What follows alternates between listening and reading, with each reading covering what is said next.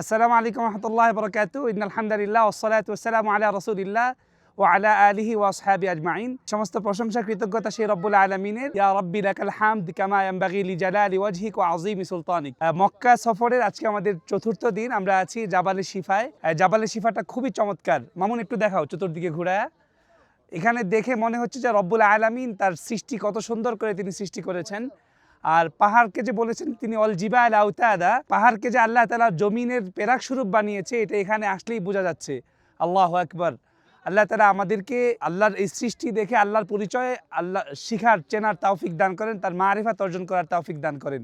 আমরা আজকে আমাদের সম্মানিত হাজী সাহেবদেরকে এখানে নিয়ে আসছি। আমরা যেটা এক্সট্রা কিছু করি সেটা হচ্ছে যে জাবালে শিফা, জাবালে দাক্কা এবং অন্যান্য যে সমস্ত পাহাড়গুলো আছে, আমরা চেষ্টা করি যে আমাদের হাজী সাহেবদেরকে এই আল্লাহ তাআলার এই সুন্দর সৃষ্টিগুলোকে দেখানোর জন্য। তো যারা আমাদের সাথে ওমরা করতে চান, আমাদের ঈদের পরে একটা বুকিং আছে ইনশাআল্লাহ। রমাদানেরগুলো সব সোল্ড আউট হয়ে গেছে। ঈদের পরের জন্য আপনারা বুকিং করতে পারেন, আমাদের সাথে যোগাযোগ করতে পারেন। জাযাকুমুল্লাহ খায়ের।